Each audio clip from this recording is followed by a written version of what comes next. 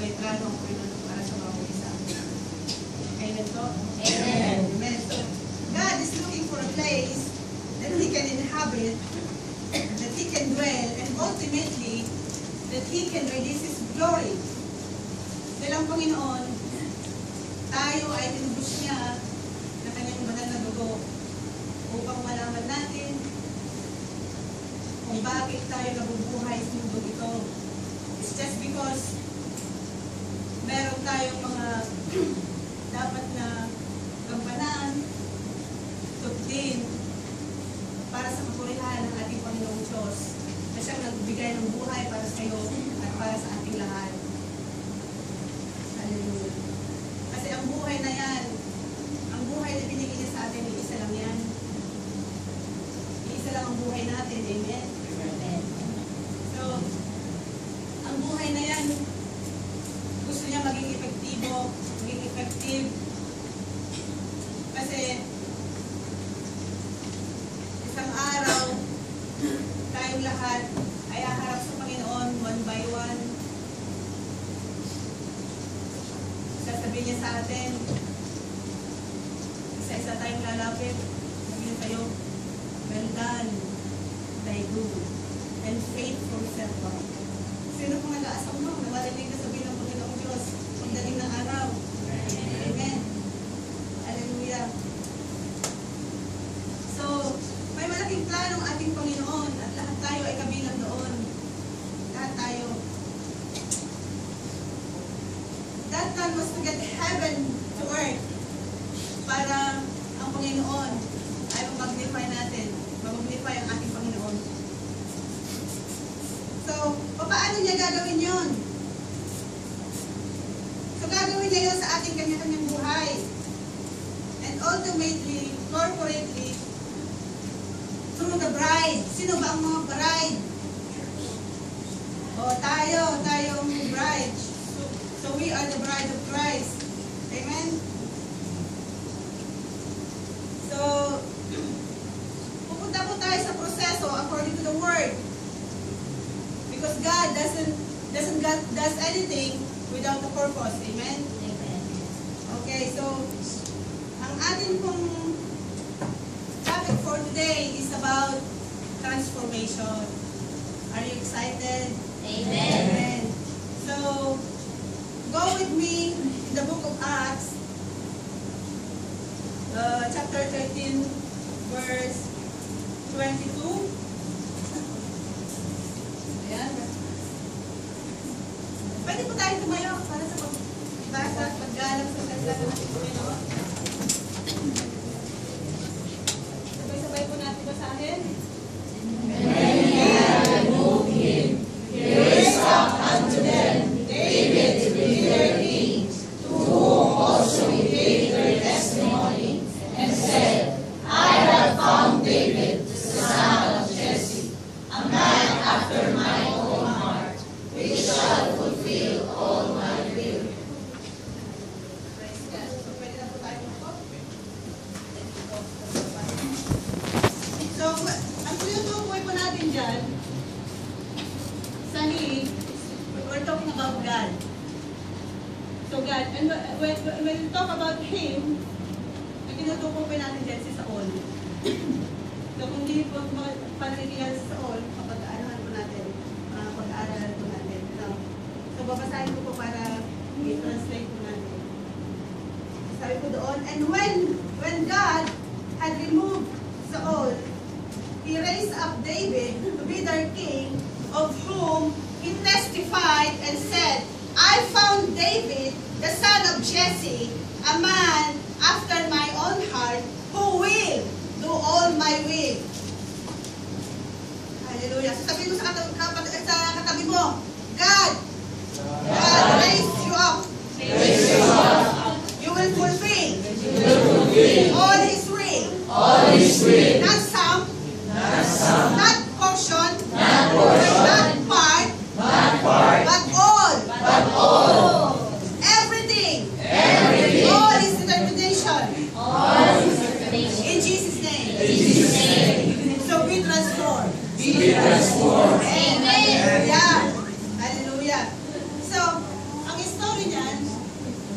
on that time, sabi doon, when God removes all, so the priesthood is changed. So, nung araw kasi si Saul, siya ay pinili bilang king ng Israel. Because he stood head and shoulder above the rest. In short, siya yung, nung araw, siya yung nakakahigit sa marami. So, ang tingin sa kanya, he looks good, he talks right, he walks right. But it doesn't mean, when you talk right, when you walk right, it doesn't mean that it is right. Oh, bakit? Dahil ang Panginoon hindi yan tumitingin sa panlalabas na ano ng tao. Amen. Amen. Hindi din siya tumitingin kung ano ang nandito mo. Amen. At kung gaano ka, kung ilang degree ang natapos mo. Amen. Ang Panginoon dito lang yung tumitingin. Amen. So, wala tayong may tatalo sa Panginoon. Wala tayong may pangmamalakas sa Panginoon. Walang-wala. And also, God doesn't allow personalities to prevail. Kailangan ko nating malaman yung mga bagay na yan. Now, let's go back. So, ang sabi doon, bakit tinanggal ng Panginoon si Saul? Bakit siya tinanggal? So, ganito ang nangyari. Ang Panginoon, inutusan niya si Saul na sakupin ang isang lugar. Okay? Sabi niya, he was commanded that he will going to destroy all. So, ang ginawa niya, nung sila ay pumunta na doon, so, dinawala lahat, pinatay lahat. Pero, ang ginawa niya, nag-iwan siya ng mga sheep, oxen. Pinili niya yung mga pang-ari-ari at Bani-Amalek. So, nag-spare siya ng things para sa kanya.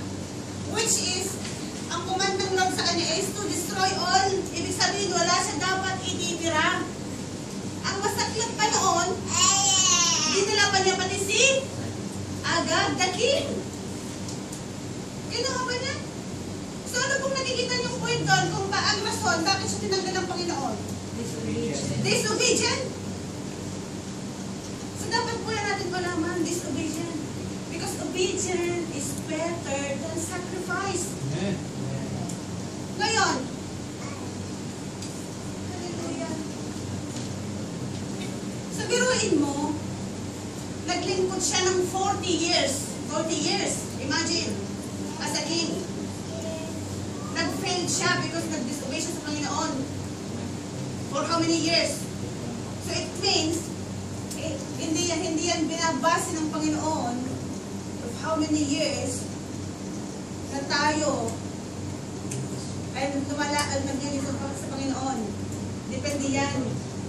Depende yan kung anong laman ng ating puso. Because sometimes, we are following here, sinusunod natin siya, outwardly, sa labas lang. What about inside of you? Diba?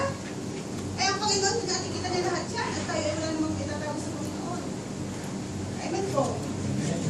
So, nung tinanggal siya, the priesthood is changed. So, God, did you ha? God doesn't keep things that dwell in the flesh. Hate ng Panginoon yun. Lahat, kung tingnan natin sa lahat ng mga bagay na makamundo, lahat ng ginugusto ng flesh mo, God doesn't want that. So, kasi, kung ang mga bagay na yan, gusto ang kagustuhan ng iyong katawan, ang iyong sinusunod, ibig sabihin you're only just focusing on kung ano lang yung kagustuhan mo, kung ano lang yung gusto mo. So, bakit ayaw ng Panginoon? It's just because you cannot worship Him in spirit and in truth. Pag ang sinusunod mo, ang kagustuhan ng flesh mo, laman mo, guess you what? Amen. Amen. Amen. So tayo po ay ang Panginoon, kaya tayo ang mensahe ng Panginoon ang mayamang salita ng Diyos ay pagmamahal ko yan kung tayo ay tinutuwid ng Panginoon. Kasi kung hindi tayo tinutuwid ng Panginoon, hindi niya tayo mahal. Ganyan din po ang pagtutuwid ng ating mga magulang sa atin. Because He loves us. Gusto niya tayong malakaran yung tama, gusto niya masunod natin yung tama. Kasi siya lang nakakaroon ng tama, hindi natin alam. Amen? Amen. So secondly, God doesn't keep man around that has his own agenda. Nagsusulo ka. Akala mo ikaw yung marunong. Ikaw yung nakakaalam. Let's see some pictures in here. I will show you something. So, kung mapapansin niyo po dyan, basahin niyo po isa-isa. Then analyze what's the meaning of this.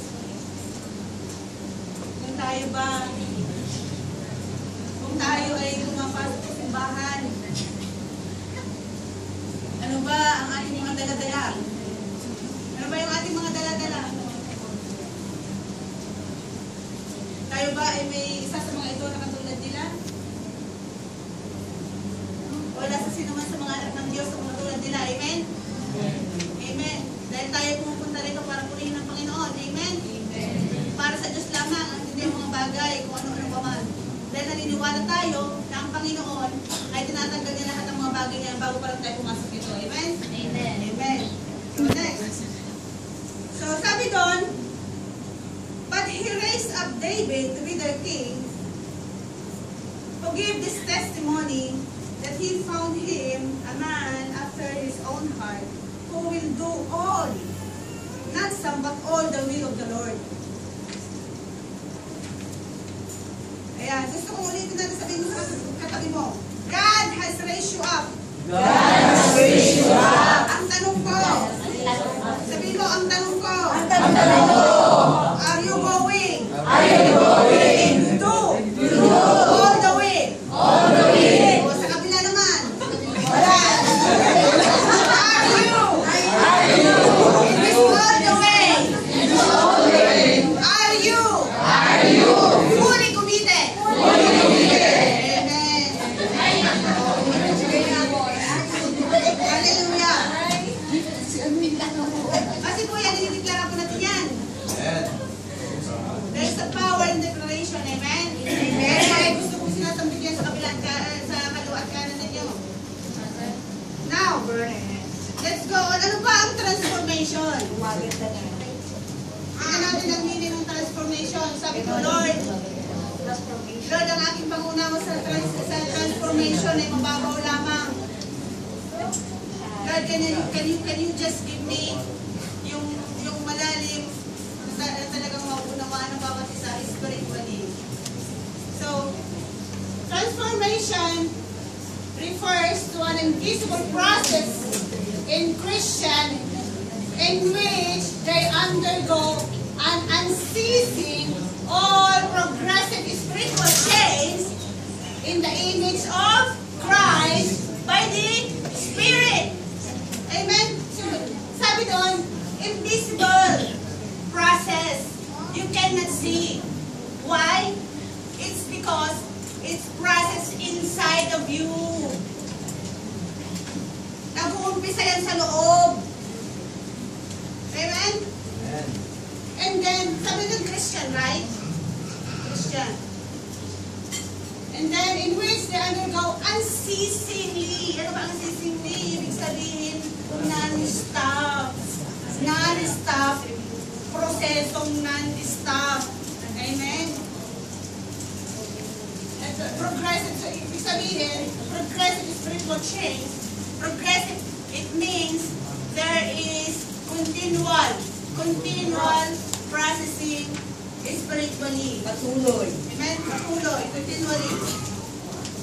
Ayun. Para tayo ay in the image of Christ. Okay.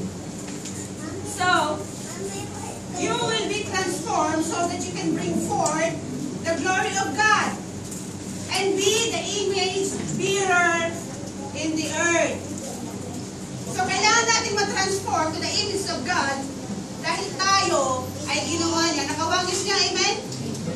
So, dapat, pagkawangis natin siya, magiging katulad din natin siya kung paano siya magsalita, kung paano siya mag-isip, kung paano siya lumakad, and how He create. Amen? Kasi katulad natin siya. Okay. So sabi mo, tatanong sa akin, Pastora, parang ang hirap-hirap naman yata niyan. Ang hirap-hirap naman kasi siya ay Diyos, eh tayo tao lang. Yes, He is God, and we are nobody. And nothing is impossible, di ba? Sa Panginoon. Is there anything na hindi gagawin ng Panginoon para baguhin tayo? Nothing. So yun pa yung ating inalaman. Hindi naman eh. Kaya hirap-hirap naman yan eh. Hindi naman ako banal. Kaya nga tayo na-undergo to the process para tayo ay maging banal. Kaya yun ang gusto ng Panginoon. And you cannot do it by your own. We need the Holy Spirit. Kaya nga iniwan sa atin ng Banal na Espiritu. Nakatulong natin.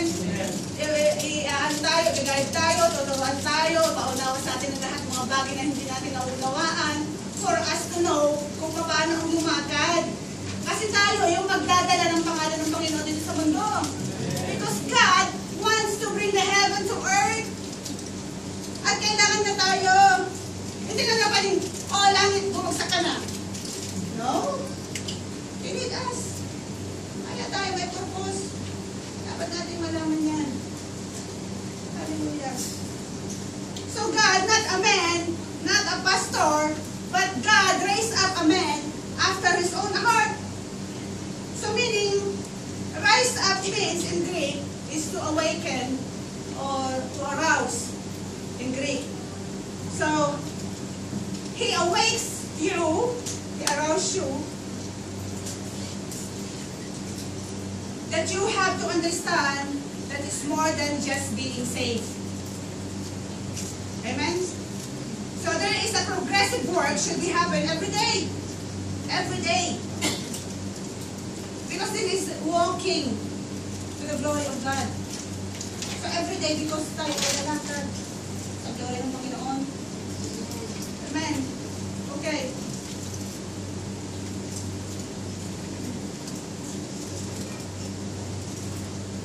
So, ang malaking plano ng Diyos na tayo ay parte ng tinatawag na bride of Christ. Dapat alam natin yun. Okay, number 1. We have a responsibility, of course. So, we have a responsibility. We have been marked. We have been chosen. Not just sitting like a baby. Hello? Tinawag tayo. Pinili tayo. Hindi para pa upo lang at magkagatas hanggang ngayon, baby pa rin tayo. Imagine niyo kaya ang ating sarili, ano? Kung ilang taon na tayo Kristiyano, isipin mo, kasi this is about, let's say for example, halin tulad ko sa ating pagkabata, tayo ay nalagaan pa ng ating mga magulang, bata pa tayo, nagagatas pa tayo. O meron yung mag-grow tayo, syempre, di po ba? Mag-grow tayo from infancy to toddler, childhood.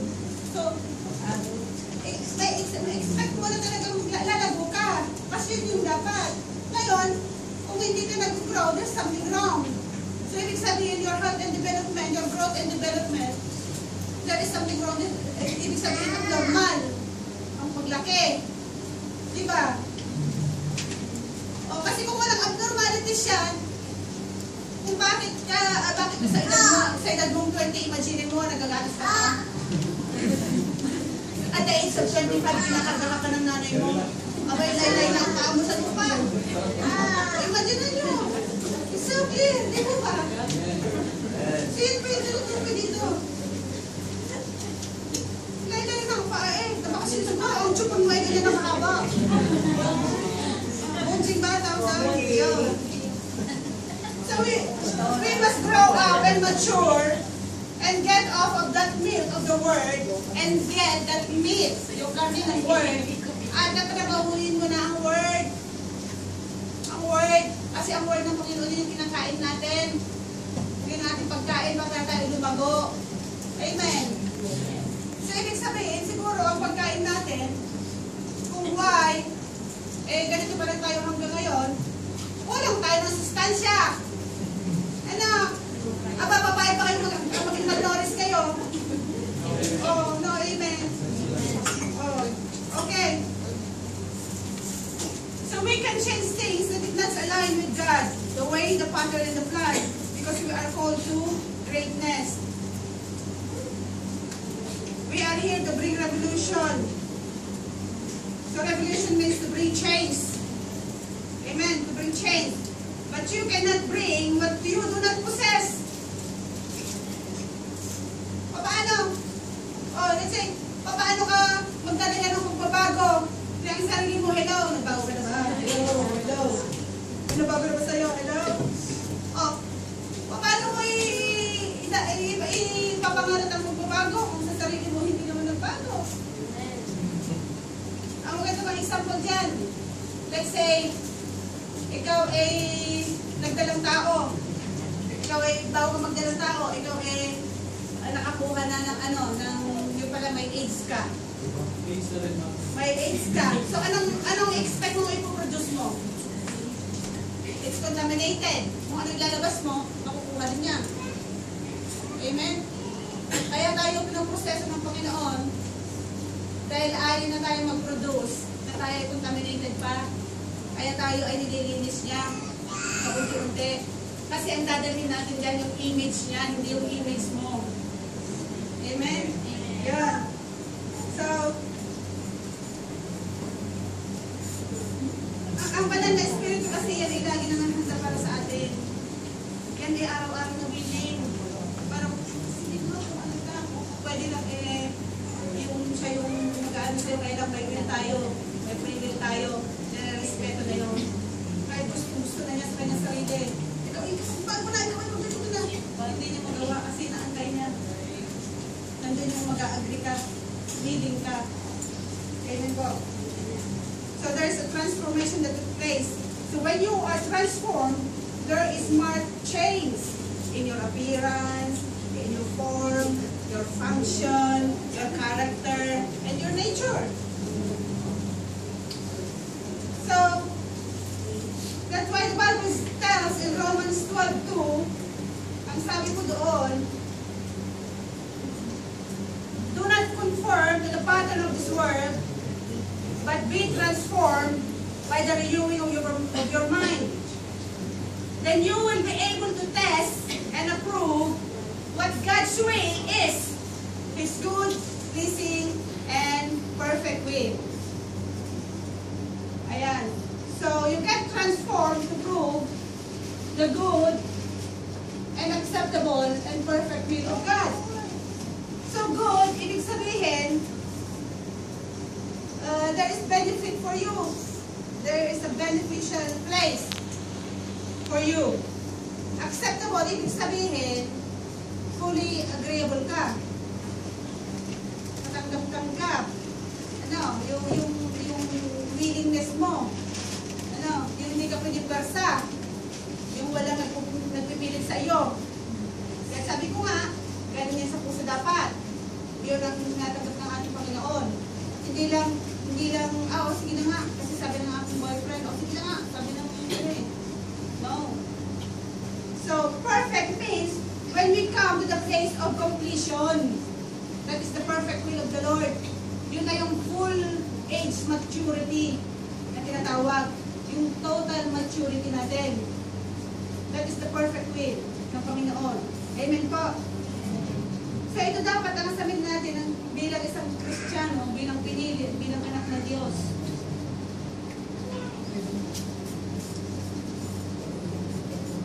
Dahil hallelujah. Because God is looking to every area of our life, every day, every minute. Yung tingnan ng Panginoon niya. Kaya na tayo ay walang may tatago.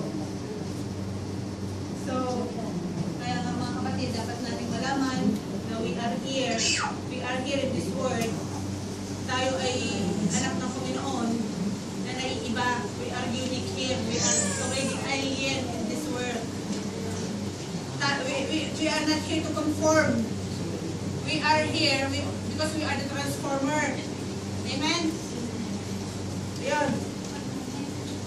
So sabi doon, David is a pattern of the kingdom. Si David kasi ang ating pattern of the kingdom. Kasi yung kanyang pinagdaanan, bago siya lumuklok sa kanyang trono as a king, when he was first anointed in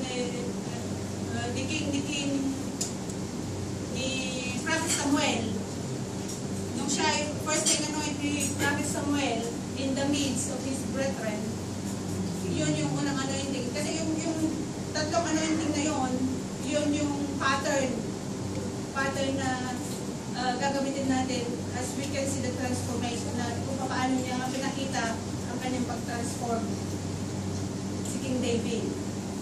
So, on that first anointing kasi, nung siya in-anoint, hindi pa rin siya tinanggap ng kanyang pamilya. Kasi ang alam nila kay David is a fault, is a failure, he is a failure. That's why he is living outside, hindi siya kasama ng mga kanyang mga kapatid. Sila kasi ay 8 magkakapatid. So yung 7, yun ang kasama ng tatay nila. Kaya nga nung itusan si Prophet Samuel para umanap ng king, wala siya doon sa pagpipilian nung time na yun. So kung i-imagine niyo na ang lalagyan ng oil, so pumili siya doon sa pitong anak ni Jesse. Ang kagandahan doon na pagka hindi pala ang oil ay hindi yan mabubuhos sa tamang ulo, sa tamang iaanoy ng Panginoon. Kaya nga sa pitong yun, wala siyang napili. Kaya nga tanong ni Samuel sa kanya, sabi, ito lang ba ang anak mo? Sabi niya, meron pang isa, pero nasa labas siya, nag-aalaga ng sheep. Pinatawag siya. You see how it is? Kaya nga, ang inalalaan ng Panginoon para sa inyo ay para sa inyo lamang. Amen? So hindi yan bibigay sa kahit kung dahil yung inilaan niya para sa iyo. Then why? Tingnan niyo si David. Pinatawag niya sa labas. Kahit alam nilang failure siya, fault siya, sabi ng Panginoon, sige, dalhin mo yung fault mo na yan, dalhin mo yung failure mo na yan, at iaanoin mo dito. Dahil meron akong i-release para sa kanya. Kaya kung mapapansin nyo, kaya nga sabi ng Panginoon, ang binababa ay siyang tinataas. Amen. Ang tinataas ay siyang binabagsak. Amen. Yun.